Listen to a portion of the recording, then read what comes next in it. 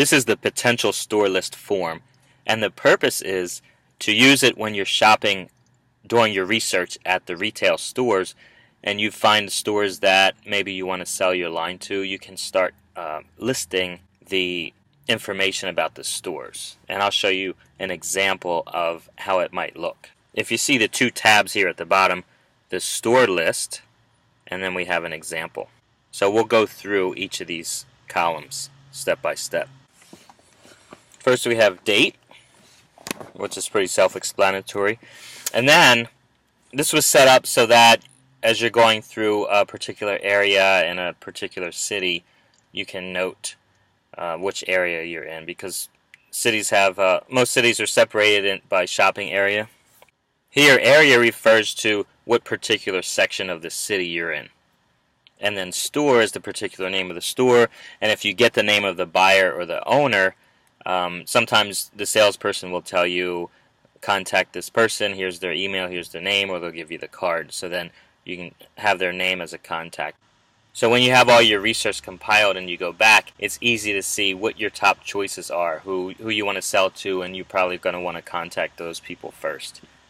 And then we have area code, phone number, address, city, state, zip. Labels is the brands that they carry. So if you know who you're hanging with or who your product is next to in the stores, it'll be helpful to know that that's probably a good store that you want to be in if your competitors are in there. And then we have price points. So depending on what you're doing, you can list the price points. And if you have a whole line, tops, bottoms, jackets, you can list separately what the price points are for each type of product, similar to the brand research. And then any notes that would be helpful, whether it's this is a good store, the environment was great, salespeople were helpful. You can make notes about how they buy, if they buy every Wednesday, for example, if they buy from new designers, or if they only buy through certain trade shows or certain reps or online portals. And then referred by. So how did you find them? Was it a walk-in? Did you find it on the internet, web research? Was it on a certain website? And that just helps you to know how you're reaching your potential clients. Let's look at an example. In this example, let's assume we are in New York. So I'm going to go into area. Let's say we're on Madison Avenue. And I'm going to give the store a name. Here we're just giving everything an arbitrary name. So store O, and the buyer's name is Byron Buyer. I'll give this store a rating of a B. And you can use A through C, D, E, F, A through Z, 1 through 5, 1 to 10, whatever rating works for you. I'm going to call it A, B, C, D here. Area code 212, and then there's just an arbitrary phone number. And then we're in New York. And then the labels are going to be brands, whatever brand they are. So I'm just going to give them letters. So A, B, C, D, E, F. And then we have price points. So let's assume we're shopping for tops, and the price points are $175 to $305. So I'm just giving it a range. And then you can do notes and referred by. Let's assume I just did it as a walk-in. And then you can continue to fill in the data. So here I'm in New York. I researched 3 stores on Madison Avenue, and we have various ratings. And then I'm going to head down to Soho, and then I'll go to East Village. And then let's say I went to Los Angeles, Beverly Hills, Santa Monica, and I did some research there. Now my research is complete. So now I have some data that I can take a look at more closely. Now we have our list complete enough to do some data manipulation. Now, we've got Santa Monica.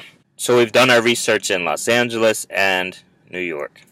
The beauty of this table is that we can go through and select columns that we'd like to hide and columns that we'd like to analyze. So if I click here on this arrow for, let me go over here to state. So I'm just going to analyze the data in California. So here I'm going to select California. And then we only have California here. And then also I can sort. So let me go to rating. And I can sort by ascending or descending. Let's do ascending. So now I have all of the A-rated stores, which is 2. And obviously you're probably going to want to do a lot more research. So I have the 2 top stores here. And then I can contact them, see the brands that they carry. And the reason we do the brands is because you'll start to see some commonalities. Like the top brands will probably be prevalent in a lot of the stores that you're going to research. So here, for example, we have brands X, Y, and Z, and then we have ABC, XYZ. So these two A-rated stores have XYZ in common. And then we look at the price points. We've got tops are 95 to 155, and then here 135 to 275. So there's some overlap. You can make your choices more intelligently here. This is one way you can target a particular area. And then if you wanted to target all your stores, I'm going to go here and select all. And then I can go back to rating and select the A-rated stores across the country. So here we have 2 in New York and 2 in LA, and then it's the same process. So let's see, here we have there's brands A and B are common between all 3 of these stores. So then if you'd like to contact them, you can also look here. This store looks like it's the lowest price point, so maybe you know, if that has a lower end merchandise, maybe it wouldn't be a good store to stop by or to target. And then here we have some notes here. So great environment here, great selection here. So the notes are really helpful in determining if you feel like this is a good prospect or not. So that's generally how this form was intended, so that it helps you to list all the target stores you want to potentially sell your line to, and then you can go back and sort, filter, and then start contacting them.